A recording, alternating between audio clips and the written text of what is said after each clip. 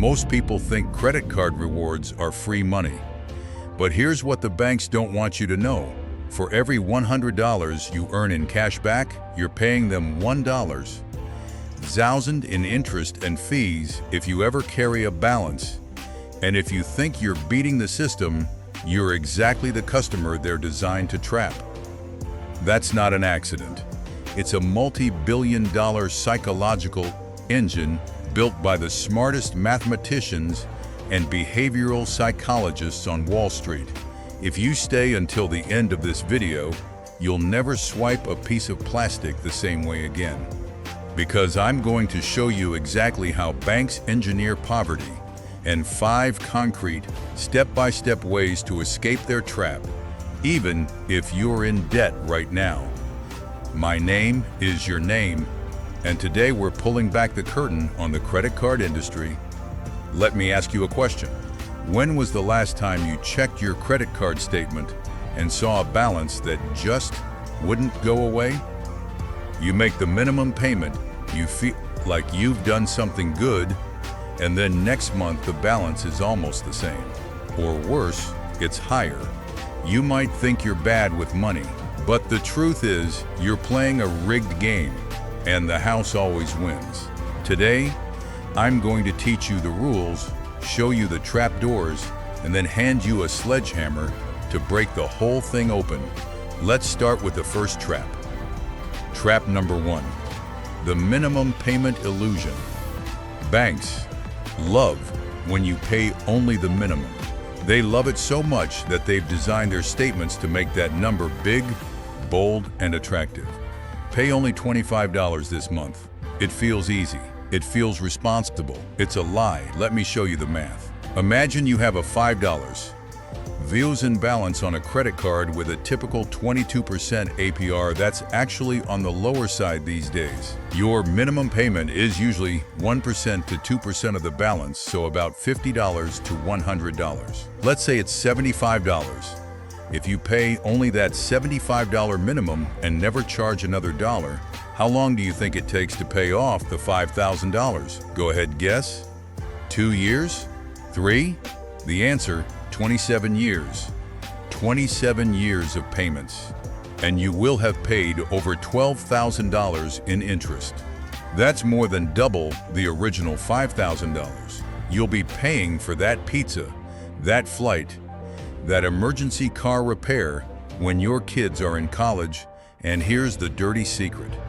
The bank's computers calculate your minimum payment precisely so that you stay in debt as long as possible, but still feel like you're making progress. It's the financial equivalent of walking up a down escalator. I made this mistake when I was 22. I had a $2,000 balance on a Best Buy card, bought a laptop. I paid the minimum for 2 years. After 24 months of payments, I checked my statement and my balance was $1,980. I had paid almost $500 in interest and reduced my principal by $20. I was furious. That fury is what got me into studying this industry.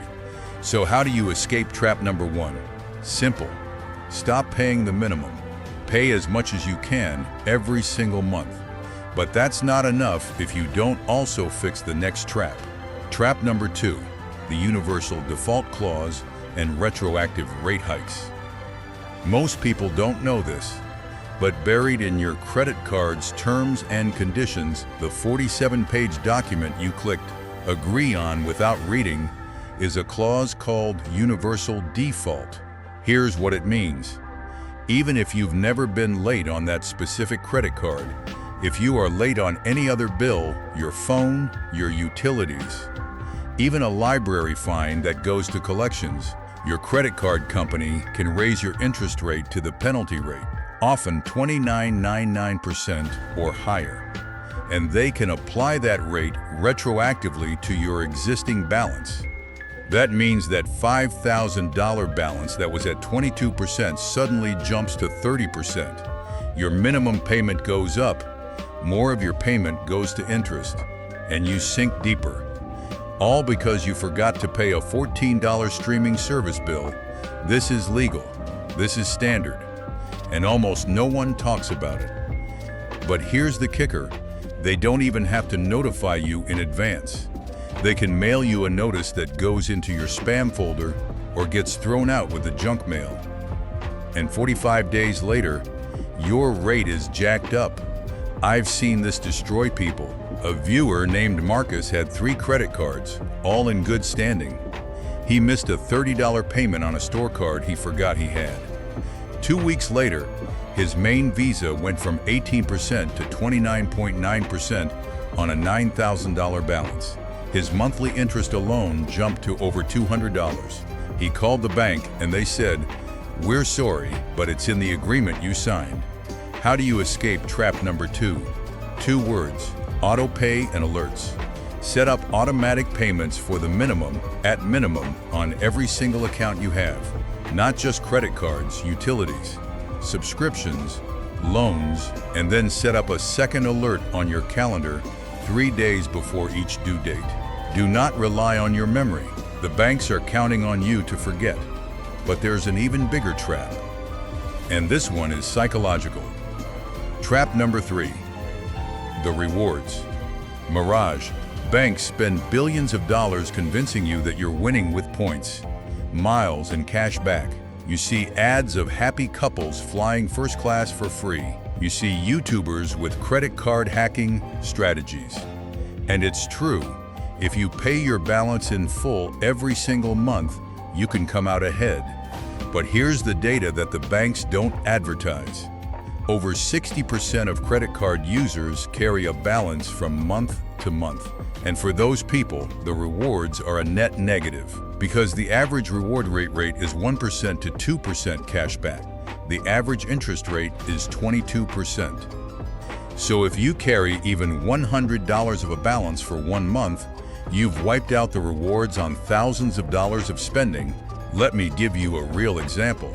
You spend $2,000 a month on a 2% cash back card. That's 4 in rewards. But you also carry a $1,000 balance at 22% interest. That costs you about $18 in interest that month. So your net reward is $22. Still positive, right? But that's if you never add to the balance. The moment you keep adding purchases while carrying a balance, you lose the grace period. Now every single new purchase starts accruing interest from day 1. That $2,000 in new purchases at 22% APR, that's about $36 in interest for the month. Now your $40 reward is down to $4. 1 late payment, 1 forgotten fee, and you're negative the banks in this. They call revolvers, people who carry balances, their most profitable customers.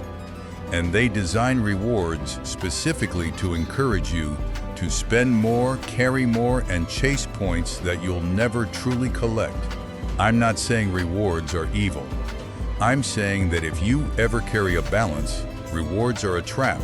The only way to win the rewards game is to never pay a penny of interest. That means paying your statement balance in full every single month. Not the minimum, not most of it, every single dollar. So if you're in debt right now, my advice is, stop using rewards cards entirely. Switch to a debit card or a simple no-frills credit card with no rewards but a low interest rate while you pay down your balance. Because every dollar you spend on a rewards card while carrying debt is like borrowing at 22% to get 2% back. That's not personal finance, that's insanity. Now let's move to trap number 4. This one is the sneakiest of all.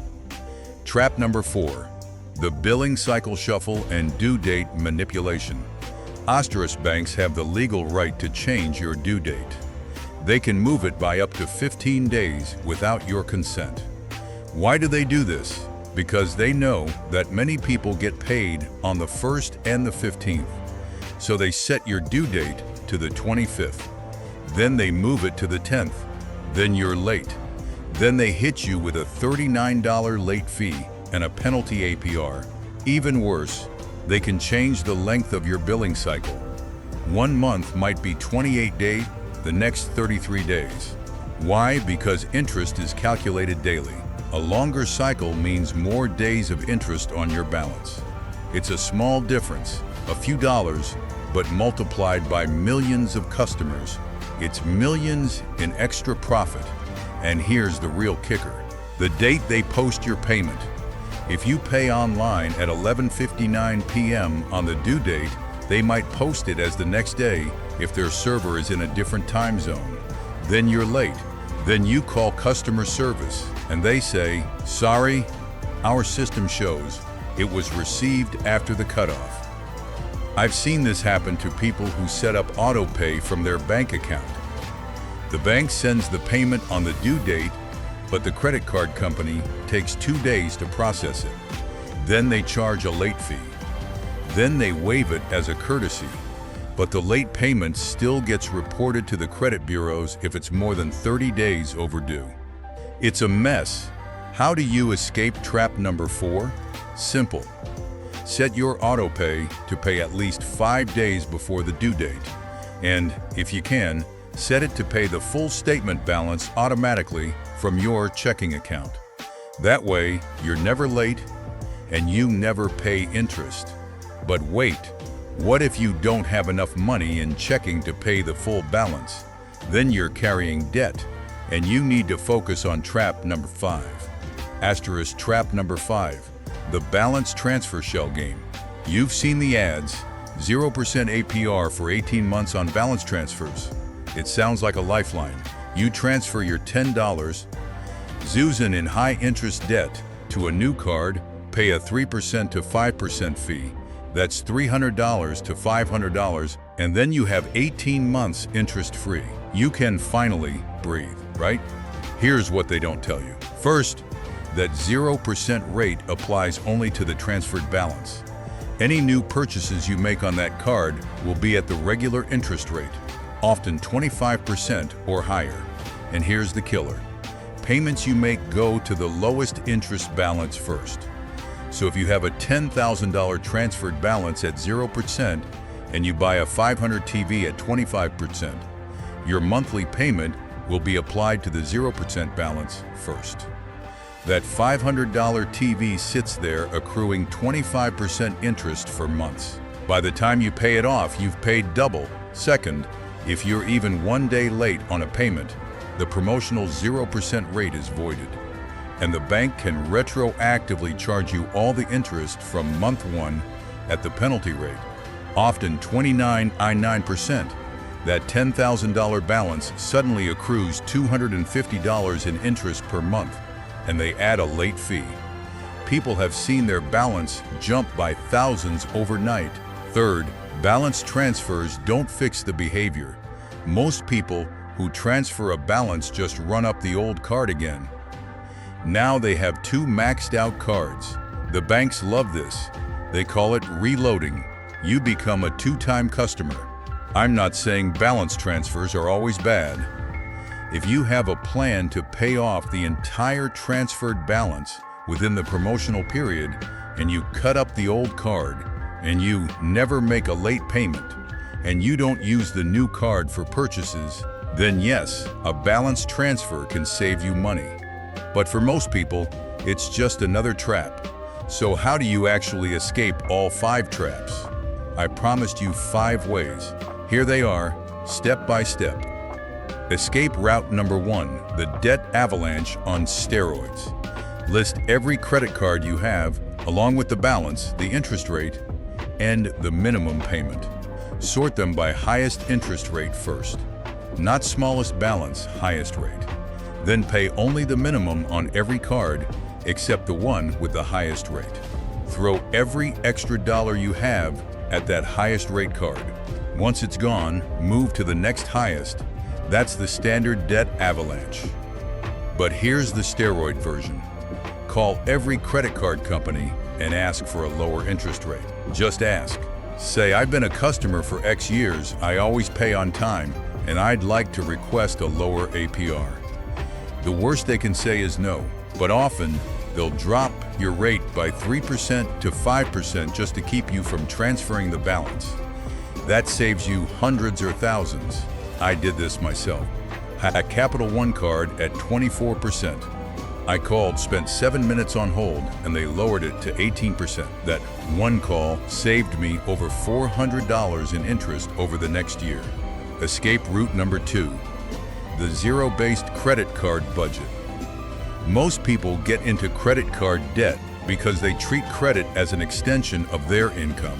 They think, I make $4,000 a month, but I have a $10 zeros-in limit, so I can spend up to $10,000. That's a disaster. Instead, switch to a zero-based budget for your credit cards. Here's how it works. Every month, before you spend a single dollar, assign every dollar of your actual take-home pay to a category: rent, groceries, gas, savings.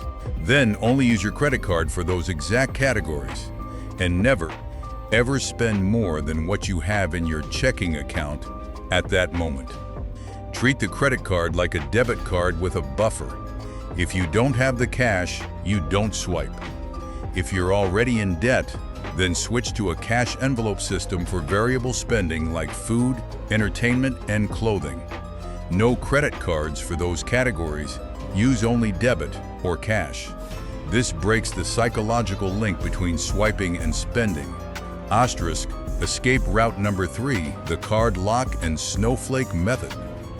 This one is for people who are overwhelmed. Lock all your credit cards. Not cancel, just lock them using the bank's app. That way, no new charges can go through. Then every single day, look for snowflakes, small amounts of extra money. Return a bottle of soda for a 50-cent deposit. Sell an old video game on eBay for $15. Skip the vending machine and drink water. Take that money and make an immediate principal payment to your highest interest card. Even $2 a day adds up to $60 a month. That $60 directly reduces your balance and future interest. And the act of making daily payments rewires your brain to see debt as something you attack, not something you manage. I had a viewer named Jessica who owed $8,000 on a 26% card. She locked the card, then started a no-spend challenge for 30 days. She returned unused items, sold clothes on Poshmark, and did small freelance tasks. In 30 days, she scraped together $1, $200, and paid it all toward the card. That $200 saved her over $300 in future interest. She was out of debt in 11 months instead of 3 years. Escape route number 4, the balance transfer trapdoor, done right. If you have good credit above 670, you can use a balance transfer as a tool, not a trap. Here's how to do it safely. First, apply for a balance transfer card with a long 0% period, 18 to 21 months. Second, transfer only the amount you can absolutely pay off within that period. Divide the transferred balance by the number of months minus 1.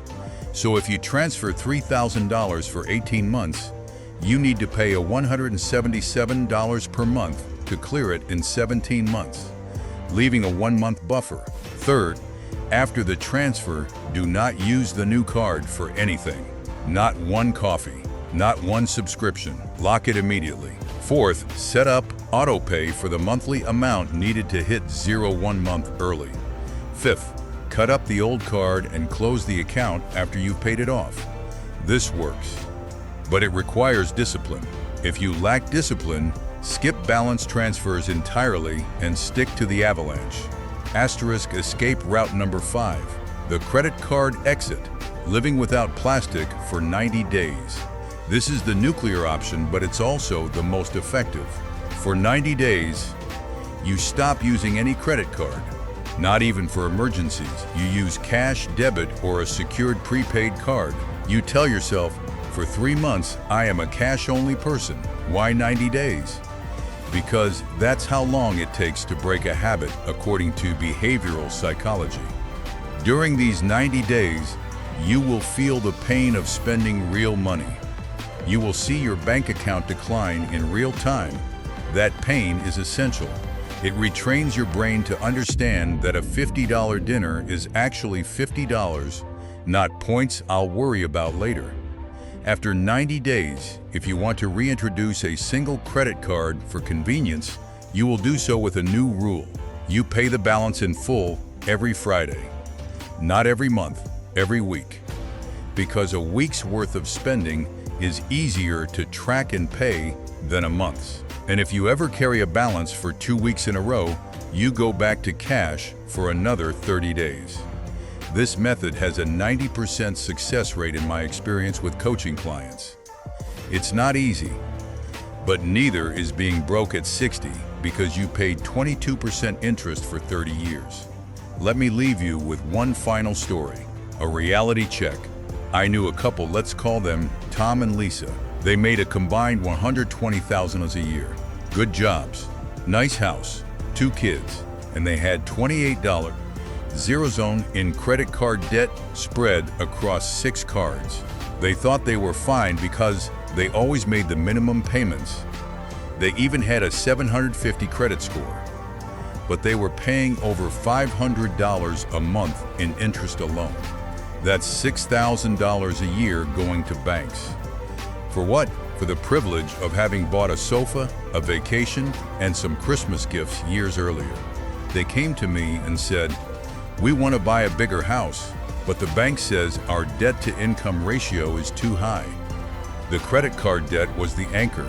They followed the debt avalanche on steroids called Every Card, got rates lowered, threw every spare dollar at the highest card. They also sold the second car, took the bus for 8 months, and put an extra $1,500 a month toward debt. In 18 months, they were debt-free. They kept the credit cards but set them to auto-pay in full every Friday. 2 years later, they bought their dream home. The credit card companies didn't win. They did. You can do the same. It doesn't matter if you owe $500 or $50,000. The traps are the same. The escape routes are the same. So here are your actionable steps for today. Right after this video, do this BATS 1. Log into every credit card account you have. Write down the balance, APR, and due date. Point 2. Set up autopay for the minimum payment at least 5 days before the due date on every card. Point 3. Choose one escape route from the 5 I gave you: avalanches, zero-based budget, card lock, balance transfer done right, or 90 days cash only. Point 4. Take one action within the next hour. Call one bank and ask for a lower rate, or lock one card, or withdraw your weekly cash budget for envelopes. 5. Comment below. Trap escaped and tell me which escape route you're starting with. I read every comment, and I'll personally answer the first 50. The banks have spent billions to keep you in the trap, but you are smarter than their algorithm. You have a brain, a will, and the information I just gave you. Now it's up to you. If this video opened your eyes, hit like, subscribe, and share it with someone you love who might be trapped. The next video is going to be huge. I'm showing you exactly how to pay $0 in taxes legally as a freelancer in 2026. You do not want to miss that one. Until then, stay out of the trap, stay in control, and never let a bank tell you what your future is worth. I'll see you in the next video.